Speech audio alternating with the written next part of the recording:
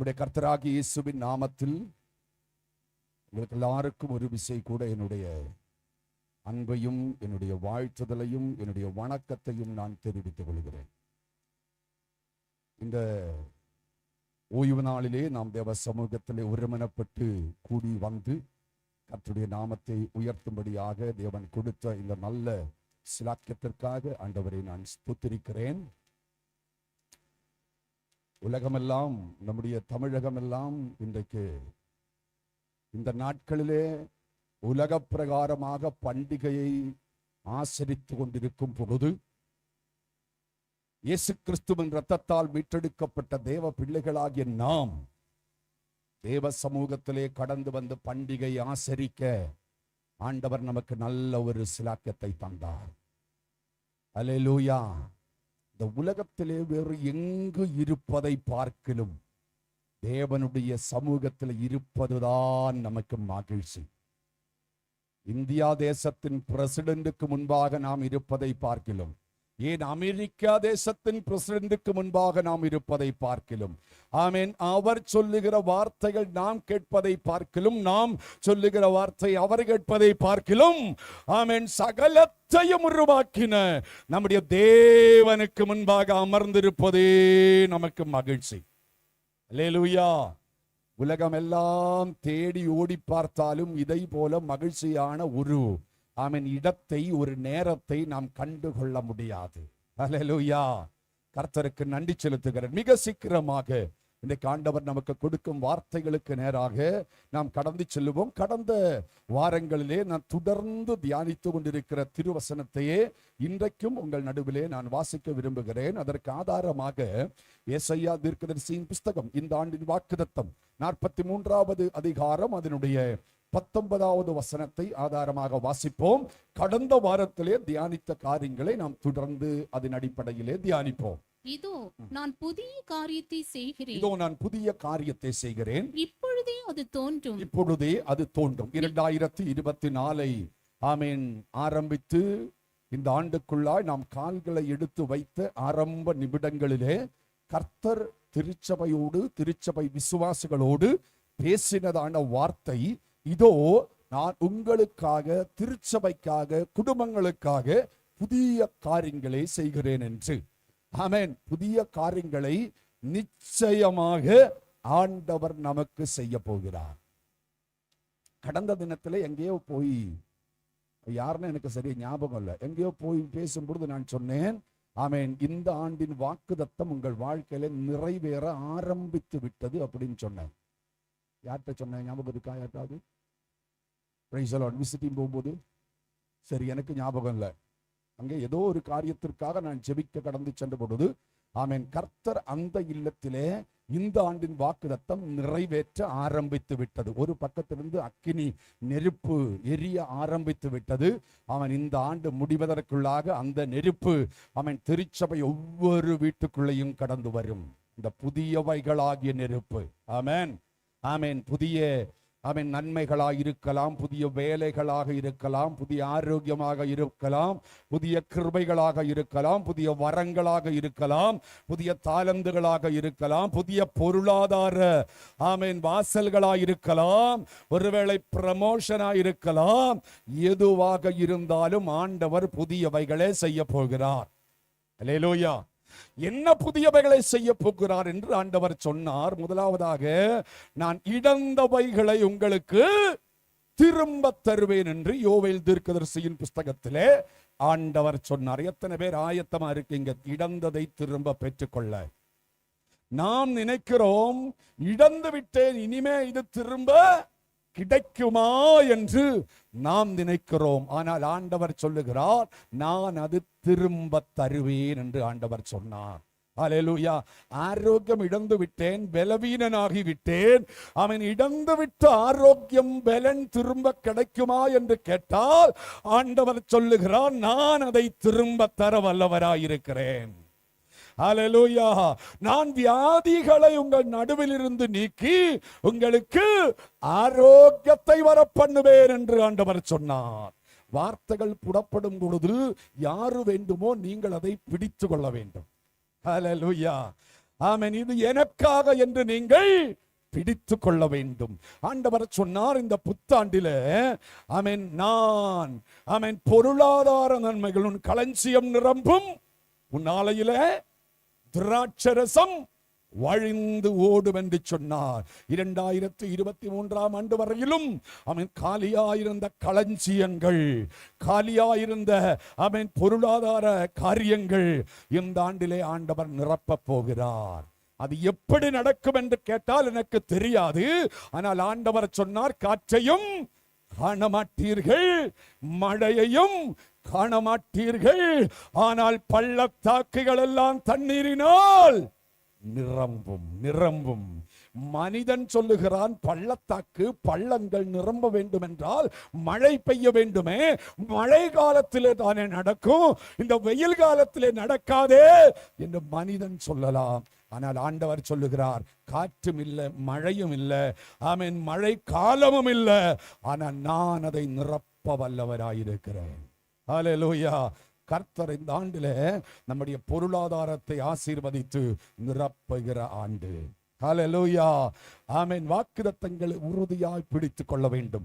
நான் தொடர்ந்து தியானித்துக் கொண்டு வருவது 1 சாமுவேலின் புஸ்தகம் ஆமென் 30வது அதிகாரம் அதனுடைய 18வது வசனத்திலே வசனம் சொல்லுகிறது, தாவீது அமலேக்கியர் பிடித்துக் கொண்டு போன எல்லாவற்றையும்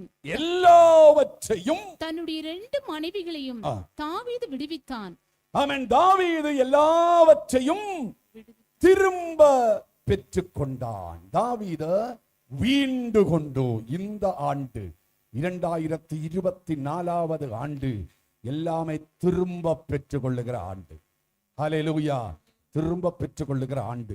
நான் கடந்த வாரத்திலே பேசும் பொழுது உங்களுக்கு சொன்னேன், அவன் தாவீது இழந்தவைகள் திரும்ப பெற்றுக் கொண்டான். ஆனால் தாவீதுக்கு கொடுத்த நன்மைகள் எல்லாம் ஆண்டவரால் கொடுக்கப்பட்டவைகள். தகப்பனுடைய ஆடுகளை மேய்த்து கொண்டு, சொந்தமாக ஆடு கூட இல்லாம தகப்பனுடைய ஆடுகளை மேய்த்து கொண்டு, ஆமென், காடுகளிலேயும் மேடுகளிலேயும் அலைந்து திரிந்து கொண்டிருந்த ஒரு பாலகன், தனக்கென்று ஒன்றும் இல்லாமல் இருந்த காலகட்டத்தில் ஆமென், அவனுக்கு கொடுக்கப்பட்டது எல்லாமே ஆண்டவரால் கொடுக்கப்பட்டது. இன்றைக்கு நான் உங்களை பார்த்து சொல்லுகிறேன், அருமை தேவ ஜனமே, நம்முடையது என்று சொல்ல நமக்கு ஒன்றுமே இல்லை. நாம் போட்டிருக்கிற ஆடை கூட என்னுடையது என்று சொல்ல முடியாது. இது ஆண்டவர் எனக்கு ஈவாய் கொடுத்தது. அல்லேலூயா. நமக்கு ஒரு தேவ பிள்ளையை பொறுத்த வரையிலும் நமக்கு கொடுக்கப்படுகிற எதுவாயிருந்தாலும் எல்லாம் தேவனுடைய ஈவாக இருக்கிறது. ஹல்லேலூயா. அது தேவனுடைய நன்மையாக இருக்கிறது. அப்படி என்றால் தாவீதுக்கு கொடுக்கப்பட்டது எல்லாமே தேவனால் கொடுக்கப்பட்டது. தேவனால் கொடுக்கப்பட்டது. ஒரு சத்ரு அபகரிக்கும் பொழுது ஏன் ஆண்டவர் அமைதியாக இருந்தார்? இழந்து போவதற்கு காரணம் என்ன என்பதை குறித்துதான் போன வாரத்தில் நான் உங்களுக்கு பேசினேன். அவன் இந்த காரியங்களை தயவு செய்து தேவஜனங்கள் நன்றாய் கவனிக்க வேண்டும். ஏனென்றால் வாக்குத்தத்தம் மாத்திரம் நாம் பிடித்து கொண்டால் வாக்குத்தத்தம் நிறைவேறாது. வாக்குத்தத்தம் வாக்குத்தத்தமாகவே இருக்கும். அது பைபிளுக்குள்ளேதான் இருக்கும். நம்முடைய வாழ்க்கைக்கு நேராக அது கடந்து வர வேண்டும் என்றால் நம் வசனம் சொல்லுவதை, வசனத்தின்படி வசனத்தை கடைபிடிக்க வேண்டும். அவன் தாவீது தேவன் கொடுத்த நன்மைகளை இழந்துவிட காரணம் என்ன? போன வாரத்திலே ஒரு காரியத்தை நான் உங்களுக்கு சொன்னேன். எடுத்து வாசிக்கலாம். 21வது அதிகாரம் 12வது வசனம், 1 சாமுவேலின் புஸ்தகம். இந்த வார்த்தைகளை தாவீது தன் மனதிலே வைத்துக் கொண்டு காத்தின் ராஜாவாகிய ஆகீசுக்கு மிகவும் பயப்பட்டு அவர்கள் கண்களுக்கு முன்பாக தன் முகநாடியை வேறுபடுத்தி அவர்களிடத்தில் பித்தம் கொண்டவன் போல காண்பித்து வாசற் கதவுகளிலே கீறி கொண்டிருந்து தன் வாயிலிருந்து நுரையை தன் தாடியில் விழப்பண்ணி கொண்டு இருந்தான். போன வாரத்தில் இதை நான் உங்களுக்கு சொன்னேன். அதை குறித்து நான் அதிகமாக விளக்க விரும்பவில்லை. வசனம் சொல்லுகிறது, தாவீது என்ன செய்தானா? ஒரு புறஜாதி ராஜாவாகிய பெலிஸ்திய ராஜாவாகிய ஆகீசுக்கு முன்பாக ஆகீஸை கண்டு பயந்து அவனுக்கு முன்பாக ஒரு பைத்தியக்காரனை போல நடித்தார். அல்லேலூயா. இன்னைக்கு நான் அருமை தேவஜனமே நான் சொல்லுகிறேன், என்னாகமத்தின் புஸ்தகத்தில் பீலையாம் என்ற ஒரு மனிதனை குறித்து சொல்லப்பட்டிருக்கிறது. பீலையாம் என்ற மனிதனுடைய வாழ்க்கை கொஞ்சம் வேறு வித்தியாசமாக இருந்தாலும் பீலையாமனுடைய வார்த்தைகள் என்னை மிகவும் கவர்ந்தது. அவன் சொன்னான், பாலாக் எனும் மோவாபிய தேசத்து ராஜாவை பார்த்து சொன்னான், ராஜாவின் வேலையாட்களிடத்திலே சொன்னான், ராஜா என் வீடு நிரம்ப எனக்கு பொன்னும் வெள்ளியும் கொடுத்தாலும் என் தேவன் என்னிடத்திலே சொல்லுகிற வார்த்தை அல்லாமல் வேறொன்று நான் சொல்ல மாட்டேன் என்று சொன்னான். அல்லேலூயா. இந்த உலகம் எல்லாம் தேவ பிள்ளைகளுக்கு ஈவாக எழுதி கொடுத்தாலும், சாத்தான் எழுதி கொடுத்தாலும் அவனுக்கு முன்பாக அந்த நன்மைக்காக நடிக்கிறவர்களாய் தேவ பிள்ளைகள் இருக்கக்கூடாது. என்ன நஷ்டம் வந்தாலும் உண்மையாக இருந்து தேவ கரத்திலே கிடைக்கிற நன்மைகளை பெற்றுக் கொள்ளுகிறவர்களாய் இருக்க வேண்டும் தேவ ஜனங்கள். ஹல்லேலூயா. உலகம் என்ன சொல்லும் தெரியுமா? இயேசு கிறிஸ்துவை பார்த்து சாத்தான் சொன்னானே, என்ன சொன்னான்? நீ விழுந்து என்னை வணங்கினால், என் வார்த்தைகளுக்கு கீழ்ப்படிந்தால், என்னை ஆராதித்தால் இந்த உலகமெல்லாம் உன் கரத்திலே நான் கொடுப்பேன் என்று சாத்தான் சொன்னான். என் ஆண்டவர் சொன்னார், இந்த உலகம் எல்லாம் எனக்கு கிடைப்பதை விட என் ஆண்டவருடைய வார்த்தைக்கு கீழ்ப்படிவதே எனக்கு நல்லது. அப்பாலே பா சாத்தானே என்று சொன்னான். ஹல்லேலூயா. என் அருமை தேவஜனமே, இந்த உலக வாழ்க்கையை பார்க்கிலும், இந்த உலகத்திலே கிடைக்கிற வேறு எதை பார்க்கிலும் தேவன் நம்மேல் வைத்திருக்கிற அபிஷேகத்தின் விலை பெரியது என்று தேவஜனங்கள் மறந்துவிடக் கூடாது. அந்த அபிஷேகத்தை அவமானப்படுத்தக்கூடாது.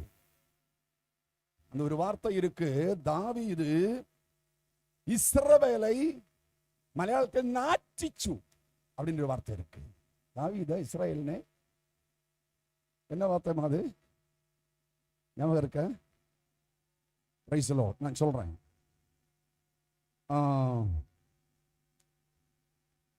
1 சாமுவேலின் புஸ்தகம்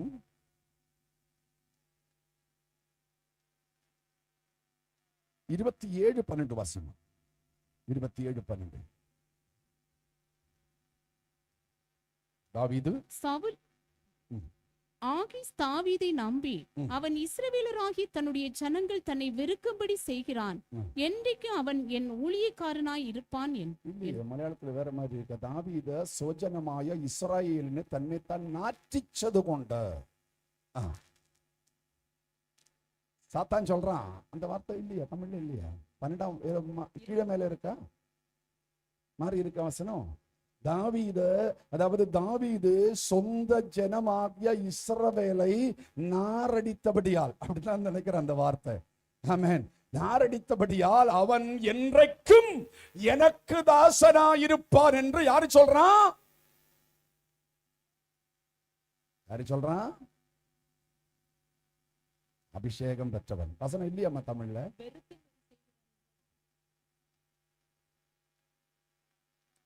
வெறுக்கும்படி செய்கிறான். ஜனங்கள் தன்னை வெறுக்கும்படி. வித்தியாசமா இருக்கு.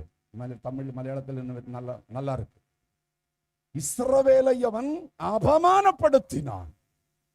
இஸ்ரவேலை தாவீது அவமானப்படுத்தினபடியால், நாரடிக்க செய்தபடியால் அவன் தாவீது என்றைக்கும் எனக்கு தாசனாயிருப்பான் என்று யாரு சொல்லுகிறான்? பெலிஸ்தே தேசத்து ராஜாவாகிய ஆகீஸ் சொல்லுகிறான். காரணம், ஆகீசுக்கு முன்பாக போய் கரங்களை நீட்டி கையை கூப்பி, ஐயா நான் ஒரு பைத்தியக்காரன், நான் ஒரு லூசு, எனக்கு உதவி செய்ய யாரும் இல்லை என்று புலம்பி அழுது கண்ணீர் வடித்து ஆமென் ஆகீசுக்கு முன்பாய் நடித்தபடியால்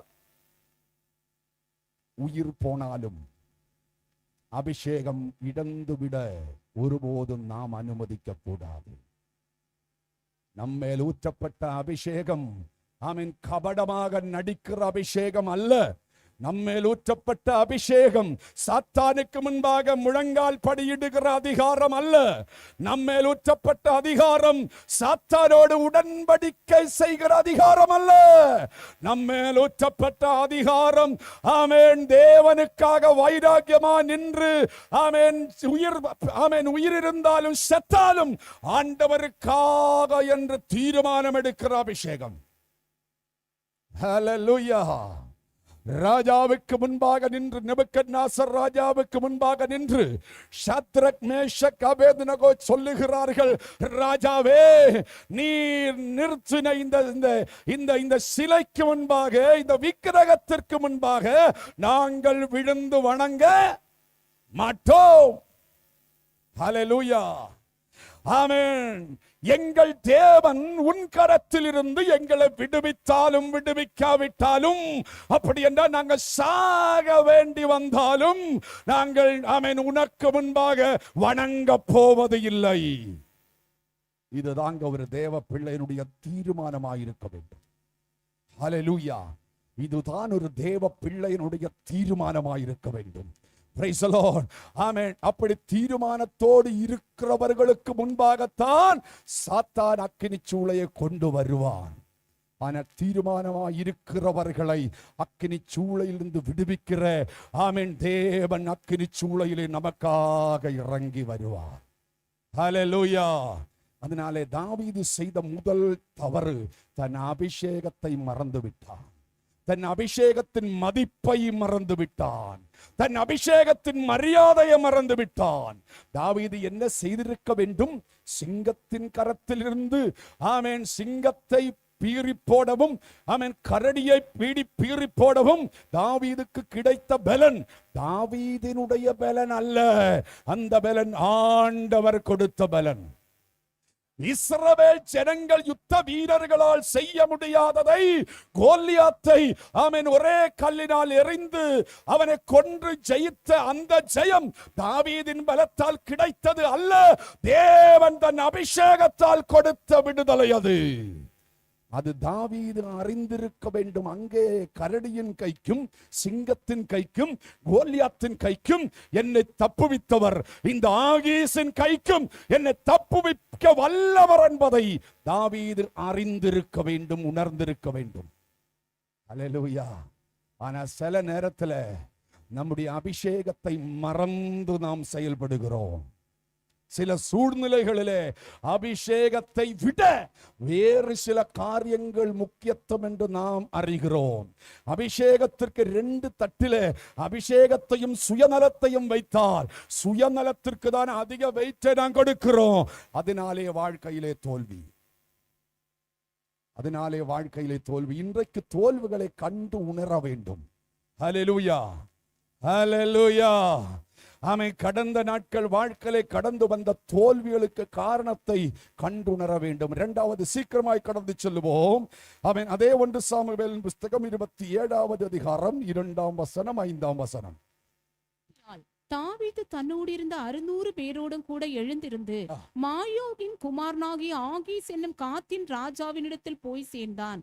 தாவீது ஆகீஸை நோக்கி, உம்முடைய கண்களில் எனக்கு தயை கிடைக்கும். தாவீது ஆகீஸை நோக்கி ஆகீஸிடத்திலே போய் ஒரு ஜெபத்தை, ஒரு வேண்டுதலை வைக்கிறான். ஆகீஸ் என்பது பெலிஸ்திய தேசத்து ராஜா. ஆகீஸ் என்பவன் சாத்தானுக்கு நிழல், எதிரிக்கு நிழல். அபிஷேகத்தை பெற்ற தாவீது ஆகீசுக்கு முன்பாய் கடந்து சென்று சொல்லுகிறான். என்ன சொல்லுகிறான்? உம்முடைய கண்களில் எனக்கு தயை கிடைக்குமானால் நான் வாசம் பண்ணும்படி நாட்டில் உள்ள ஊர்களில் ஒன்று எனக்கு இடம் தாரும். உம்முடைய அடியான் உம்மோடி கூட ராஜதானி பட்டணத்திலே வாசமாய் இருப்பானேன் என்றான். ஆகீசுக்கு முன்பாக தேவஜன் நன்றாய் கவனிக்கணும். ஆழமாக நாம் சிந்திக்க வேண்டிய காரியங்கள், ஆழமாக நாம் சிந்திக்க வேண்டிய காரியங்கள். தாவீதுக்கு தாவீதை தாவீது ஆக்கினது இஸ்ரவேல் தேசம். ஆனால் இஸ்ரவேலோடு உள்ள உறவை விட்டு இப்போ தாவீது யாரோடு ஐக்கியத்தை வைக்கிறான்?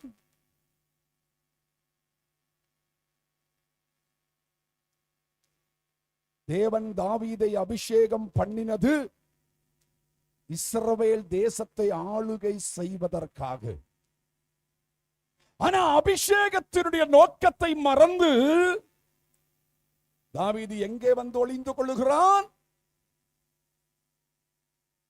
பெலிஸ்திய தேசத்திலே. இஸ்ரவேலோடு உள்ள உறவை விட்டு, இஸ்ரவேலோடு உள்ள ஐக்கியத்தை விட்டு இப்போ தாவீது அபிஷேகம் பெற்றவன் உறவெல்லாம் பெலிஸ்தீன். ஹலோ, தேவஜனமே உணர வேண்டும், நம்முடைய ஐக்கியம் யாரோடு இருக்கிறது என்பது ரொம்ப ரொம்ப ரொம்ப ரொம்ப முக்கியம். இந்தியா தேசத்தின் தந்தை மகாத்மா காந்தி அடிகள் சொன்னார், ஆமென், உன் நண்பன் யார் என்று என்னிடம் சொல், அவன் நீர் யார் என்பதை நான் உன்னிடம் சொல்லுகிறேன் என்று சொன்னார். നിന്റെ സ്നേഹിതൻ ആരാണെന്ന് നീ എന്നോട് പറ, നീ അങ്ങനെ ഉള്ളവനാണെന്ന് ഞാൻ നിന്നോട് പറയാം. ഹല്ലേലൂയ. நாம் நல்லவர்களாக இருக்கலாம், ஆனால் நம்முடைய உறவு யாரோடு என்பது ரொம்ப ரொம்ப முக்கியம். ஹல்லேலூயா, ஆமென். இன்றைக்கு நான் சொல்லுகிறேன், மனம் திரும்பிட்டு போனோம்.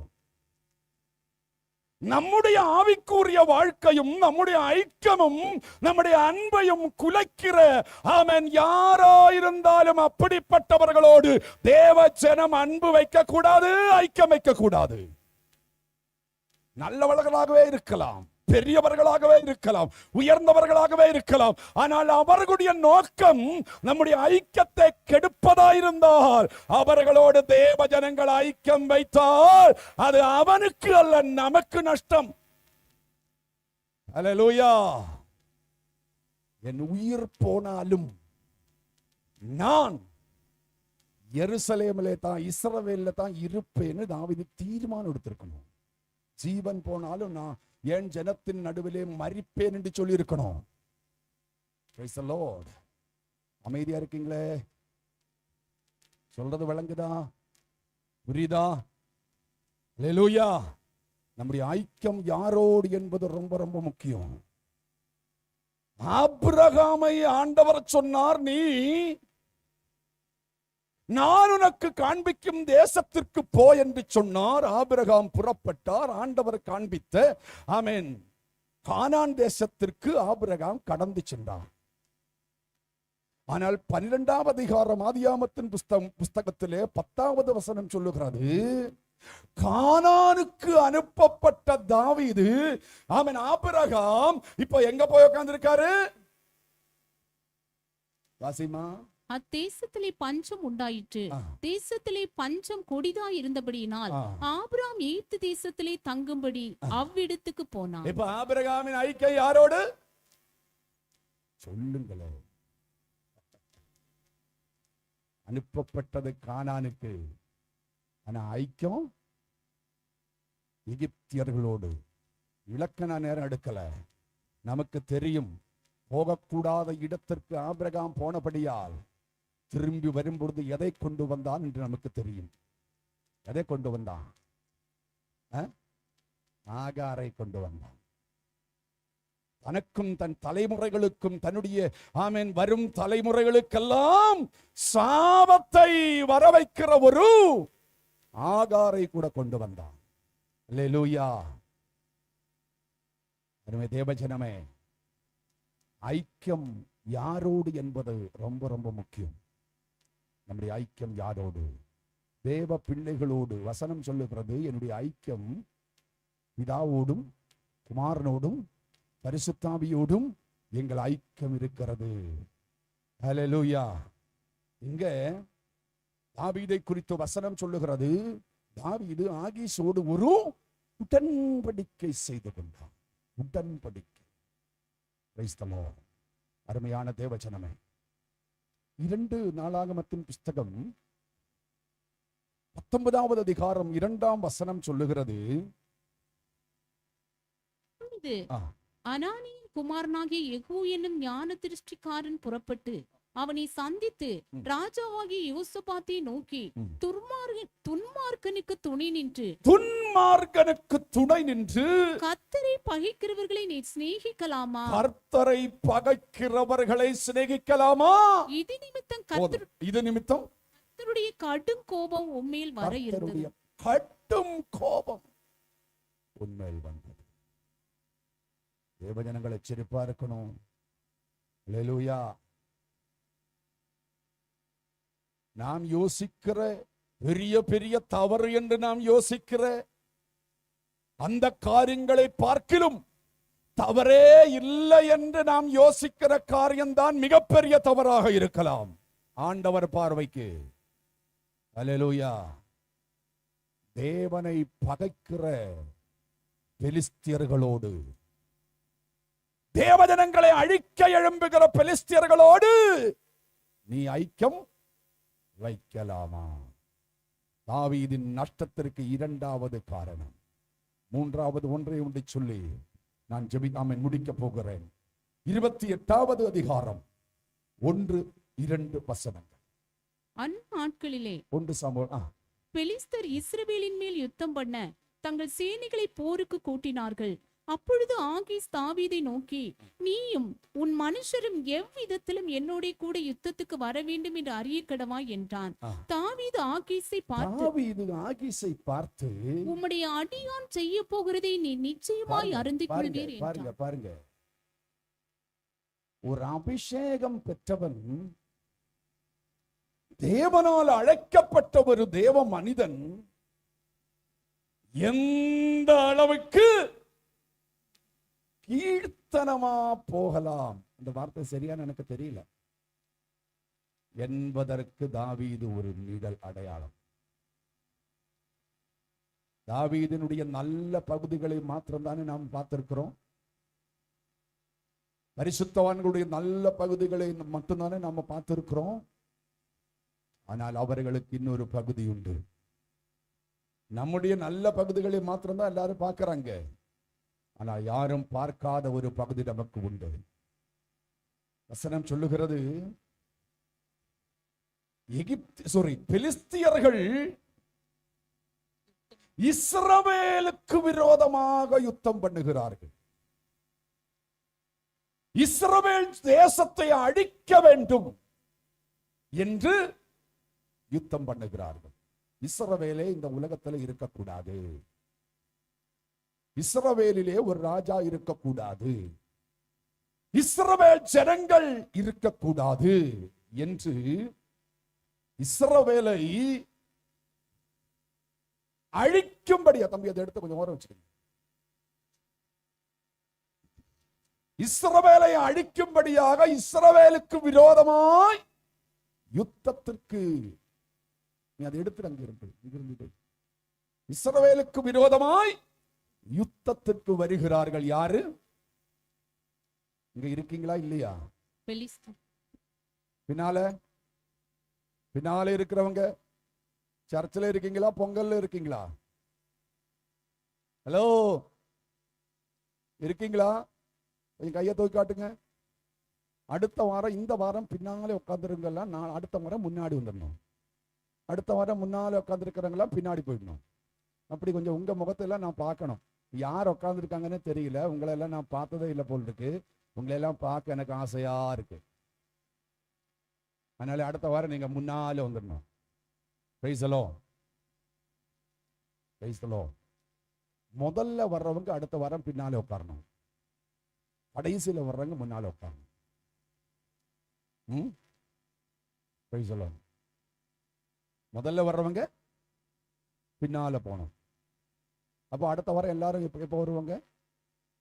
முதல்ல வந்துடுவாங்க, ஏன்னா பின்னால உட்கார்றதுக்கு. ஹல்லேலூயா, பிரைஸ் தி லார்ட். கவனிங்க அந்த வசனத்தை மறுபடியும் வாசிமா. தாவீது ஆகீஸை பார்த்து உம்முடைய அடியான் செய்ய போகிறதை நீ நிச்சயமாய் அறிந்து கொள்வீர். பாருங்க, இஸ்ரவேலை அழிக்க வேண்டும் என்று யுத்த சேனைகளோடு திட்டம் போட்டு வருகிறவனை பார்த்து அபிஷேகம் பெற்றவன் என்ன சொல்றான்? உன்னுடைய அடியான். அடியான். ஐயோ, ഞാൻ നിന്റെ അടിയൻ, நான் உன்னுடைய வேலைக்காரன். யாரு? தேவனுடைய பிள்ளைகளை அழிக்க வருகிறவனை பார்த்து அபிஷேகம் பெற்றவன் சொல்றான், நீ செய்யறது சரி, நீ செய்கிற செயலுக்கு நான் உன்னோடு கூடவே இருக்கிறேன். இதை விட வெட்கக்கேடு வேற என்ன இருக்கு? இருக்கீங்களா? எப்படி? தாவீதே, உன்னை தாவீது ஆக்கினவன் யாரு? இஸ்ரவேல். சவுலுக்கு 100 கொடுத்த பொழுது உனக்கு சவுலுக்கு 1000 கொடுத்த பொழுது உனக்கு 10,000 கொடுத்தவன் யாரு? சொல்லுங்க. இஸ்ரவேல்.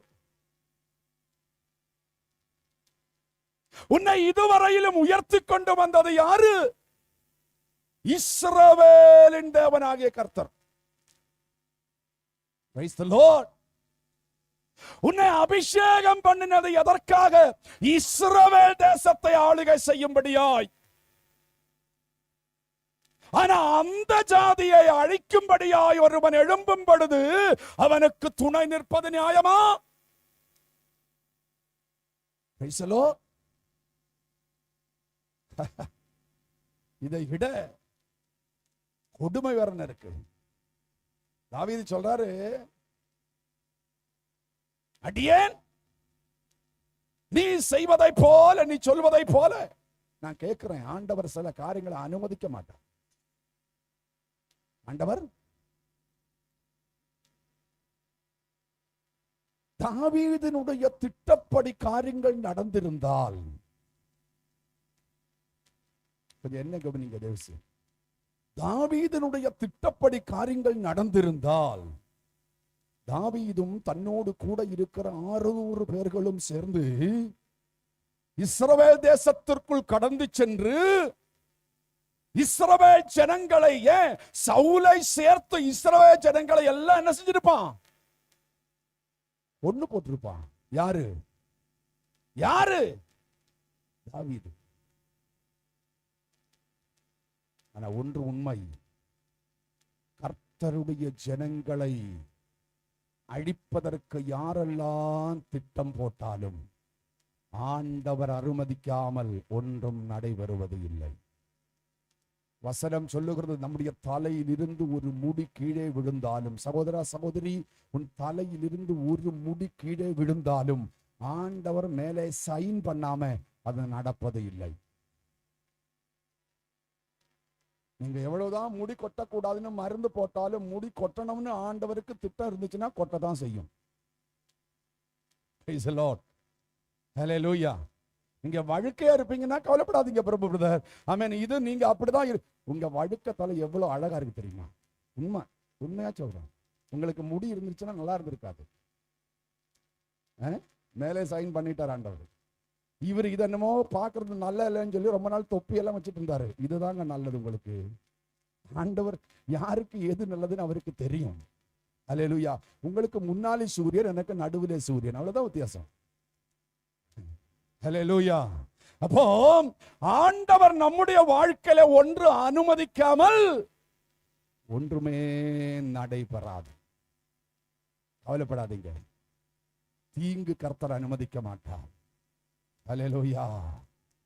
தாவீது தன் கரத்திலே பட்டயத்தை எடுத்து இஸ்ரவேலுக்கு விரோதமாக யுத்தத்திற்கு போகிறார். தாவீது யார் என்று இஸ்ரவேலர்களுக்கு தெரியுமா? ஏதோ ஒரு ஆடை மேய்க்கிற ஒரு சின்ன பையன் எங்கேயோ மூலையில கிடக்கிறான். அவனை யாருக்கு தெரியும்? அவனை ஈசாயா உலகத்திற்கெல்லாம் தெரியுமா? இஸ்ரவேலுக்கெல்லாம் தெரியுமா?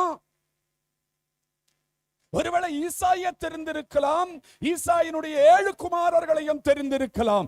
என்றால் அவர்கள் 7 பேர்களும் 7 பேர்களா என்ன தெரியாது, 4 பேர்கள் யுத்த வீரர்கள், படிப்புள்ளவர்கள், அறிவுள்ளவர்கள், திறமையுள்ளவர்கள். ஆனால் தாவீது என்பவனோ யாருக்கும் தெரியாது. ஏன் அப்பாவுக்கு கூட ஞாபகம் இல்லை அவனை பத்தி. வீட்டிலே அபிஷேகம் நடக்கும் பொழுது 7 பிள்ளைகளும் வந்தார்கள். சாமுவேல் கேட்கிறான், ஆமென், ஈசாயே உனக்கு இத்தனை பிள்ளைங்க தானா அப்படின்னு சாமுவேல் கேட்கும் பொழுது அவர் யோசிக்கிறார், 7 தானா 8? 7? எங்க சின்ன வயசுல எல்லாம் இந்த ஸ்கூலில் இருந்து வெரிஃபிகேஷன் வருவாங்க. ஸ்கூல்ல சேர்க்கிற டைம்ல எல்லாம் வந்து பிள்ளைங்க இந்த வீட்டுல எத்தனை பிள்ளைங்க இருக்காங்க அப்படின்னு தேட வருவாங்க. அப்ப எங்க அப்பா எங்க அம்மாட்ட கேட்பாங்க, டேய் நம்மட மோனச்சன் எத்தனை வயசா,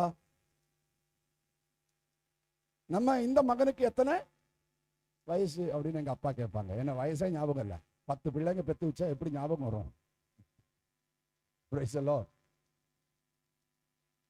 ஆனா இந்த காலத்துல அது இல்லாதது ரொம்ப. நான் ஒண்ணு கண்ணு பெத்து வச்சுட்டு கடைசியில நம்மளே அவங்க அம்போன்னு விட்டுட்டு போயிடுறாங்க. சரி, தாவீது யாருன்னு சகோதரி சகோதரா, அருமை தேவ பிள்ளைகளை, நீங்க யாருன்னு யாருக்கும் தெரியாது. இன்னைக்கு 10 பேர் உங்க பேரை சொல்றாங்கன்னா கர்த்தர் ஊற்றின அபிஷேகம். உங்களை 10 பேருக்கு தெரியும்னா ஆண்டவர் உங்கள் மேல் ஊற்றின அபிஷேகம்.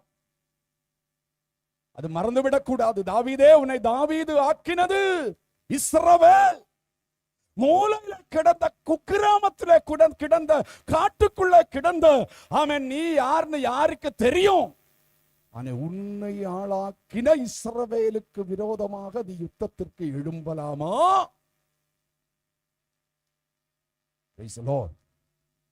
நான் ஒண்ணு சொல்றேன், முடிச்சிடுறேன். தேவ ஜனங்கள், நாம் ஒரு சிலவர்களை மறக்கவே கூடாது வாழ்க்கையில். அதுல நமக்கு முதலா நம்ம கையை பிடிச்சு ABCDன்னு சொல்லி கொடுத்தாங்கல்ல, இல்லைன்னா AAEE அப்படின்னு சொல்லி கொடுத்தாங்கல்ல, அந்த ஆசிரியர்களை நாம் மறக்கவே கூடாது. ஆனா இங்க இருக்கிற இத்தனை பேர்கள்ல கையை தூக்க முதல் ஆசிரியர் யாருன்னு கேட்டா யாருக்கும் தெரிய வாய்ப்பு இல்லை. எனக்கு செலோமியானிக்கு தெரியுது, பிரைஸ் தி லார்ட். சின்ன பிள்ளைங்களுக்கு தெரியும். மறக்க கூடாது. நம்முடைய வாழ்க்கை பிரயாணத்திலே நம்மை கரம் பிடித்து ஆமென் நடக்க செய்தவர்களை நாம் மறக்க கூடாது. அவர்களுக்கு தீங்கும் செய்யக்கூடாது. ஒரு வார்த்தையினால் கூட அவர்களை காயப்படுத்தக்கூடாது. அடுத்தது, உனக்கு சுவிசேஷத்தை சொல்லி கர்த்தருடைய அன்பை உனக்கு விளக்கி உன்னை ரட்சிப்புக்குள் கொண்டு வந்த ஊழியக்காரர்களை நீங்க மறக்கவே கூடாது.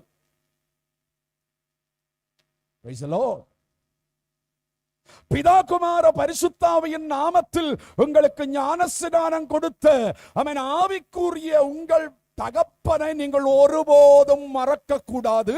அவர்களை நீங்கள் காயப்படுத்தவும் கூடாது. இவர்கள் எல்லாம் உங்கள் வாழ்க்கையிலே நீங்கள் நடந்து வந்த நன்மையின் பாதையிலே உங்களை கரத்தை பிடித்து தூக்கிவிட்ட ஏணிகள். அநேகர்கள் ஏணியிலே ஏறி மேலே போவாங்க, ஏணிய காலால மிதிச்சு கீழே போட்டுடுவாங்க. நம்பிக்கை துரோகம். அப்புறம் எபிரேயருக்கு எழுதின நிருபம் 13வது அதிகாரம் 17ஆம் வசனம் சொல்லுகிறது, உங்களை நடத்துகிறவர்கள் உங்கள் ஆத்துமாக்களுக்காக உத்தரவாத பண்ணுகிறவர்களாய் விழித்திருக்கிறவர்கள் ஆனபடியால் வாழ்க்கையிலே நடத்துகிறவர்கள் உங்கள் ஆத்துமாக்களுக்கு உத்தரவாதம் பண்ண வேண்டியவர்களாய் இருக்கிறபடியால் அவர்கள் துக்கத்தோட அல்ல. நல்ல கவனிக்கணும்.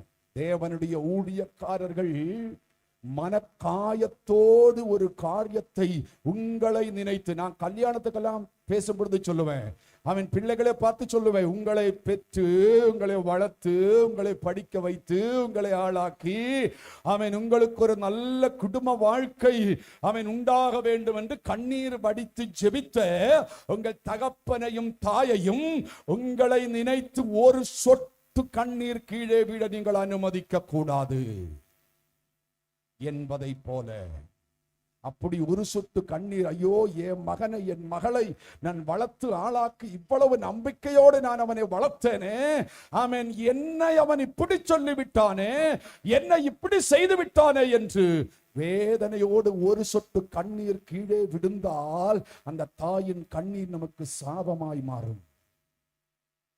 அதை போல ஊழியக்காரர்கள், தேவஜனமே நினைக்க கூடாது, ஊழியக்காரர்கள் என்றால் ஏதோ மேடையிலே வந்து நின்று சிங்கத்தை போல கர்ஜித்து விட்டு வீட்டிலே போய் ஏசி ரூமிலே படுத்து பிரியாணி சாப்பிட்டு தூங்கிட்டு இருப்பாங்கன்னு நினைக்க கூடாது. நீங்கள் இன்றைக்கு ஆரோக்கியமாக இருக்கிறீர்கள் என்றால் அதற்கு காரணம் இரவெல்லாம் உங்களுக்காக ஜெபிக்கிற ஊழியக்காரர்கள் என்பதை மறந்துவிடக் கூடாது. சத்தம் இல்ல. நீங்கள் இன்றைக்கு நன்றாயிருக்கிறீர்கள் என்றால், இன்னைக்கு நான் சொல்றேன், ஊழியக்காரர்களை எடுத்தா 95% ஊழியக்காரர்களுக்கு சுகரு, பிரஷரு, கொலஸ்ட்ரால். எதனால? நீங்க நினைக்கிறீங்க ஊழியக்காரர்கள் எல்லா இடத்துல போய் அப்படி நிறைய சிக்கன் மட்டன் சாப்பிடுறதுனால தான் இப்படி வருதுன்னா, நோ, இல்ல இல்ல, அதனால இல்ல. எதனால?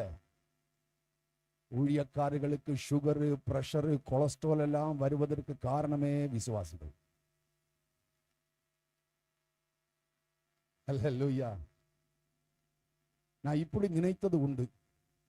ஒரு 150-200 விசுவாசி உள்ள ஒரு திருச்சபையிலே ஒரு பாஸ்டுக்கே இவ்வளவு முடி கொட்டி போகுதுன்னா, மோசையின் தலையிலே ஒரு முடி கூட இருந்திருக்காது அப்படின்னு நீங்க யோசிப்பது உண்டு.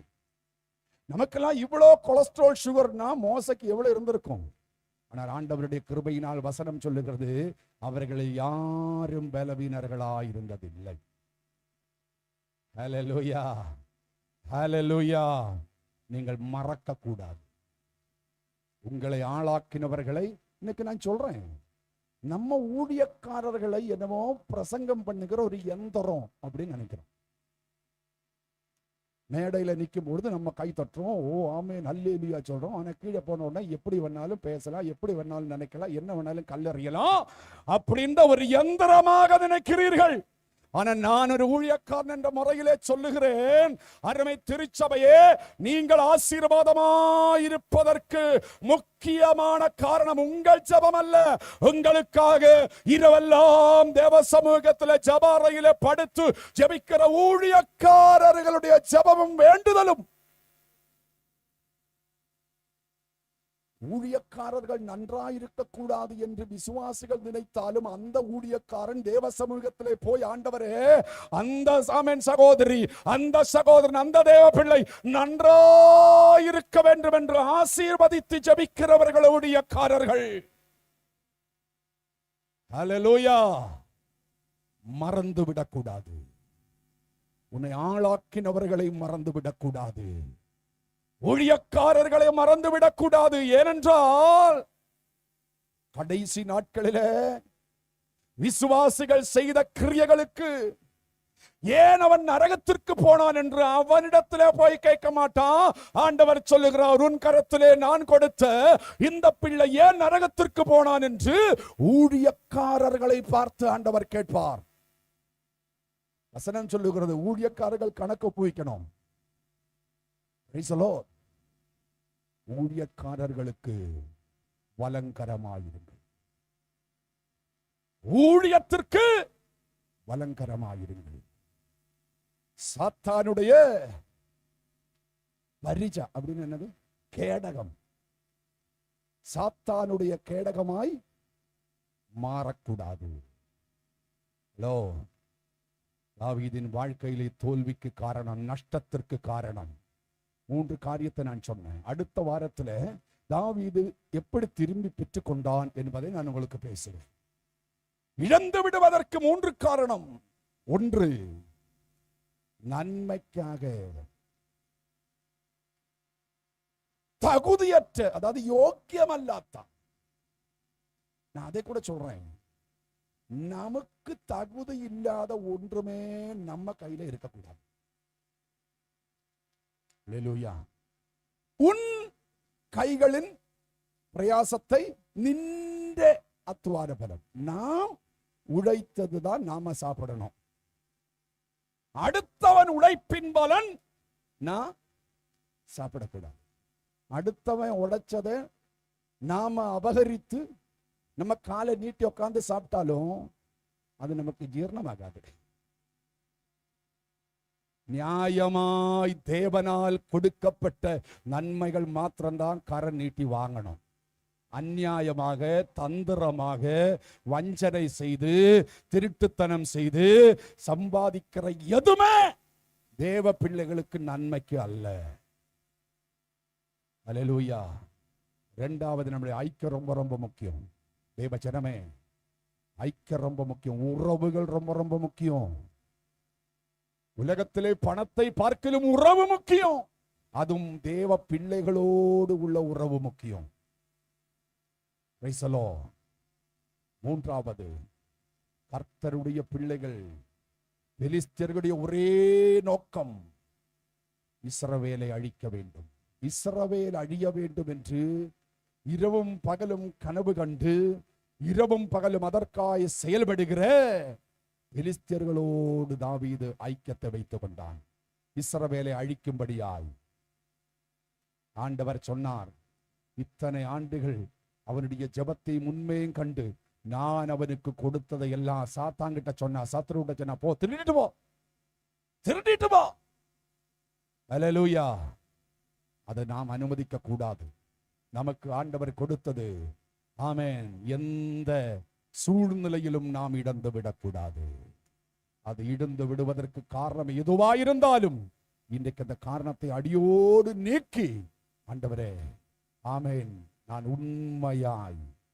உண்மையாய் தேவ பிள்ளைகளோடு உள்ள அன்பிலையும் ஐக்கியத்திலையும் நான் வளர்ந்து உமக்காக நான் நிற்பேன். ஆண்டவரே, நீர் என்னை நம்பி கொடுத்த எதுவுமே இழந்து விடுவதற்கு நான் இனிமே அனுமதிக்க மாட்டேன் என்று அவன் தீர்மானத்தோடு கர்த்தருடைய சமூகத்தில் நாம் எழும்பி நிற்போம்.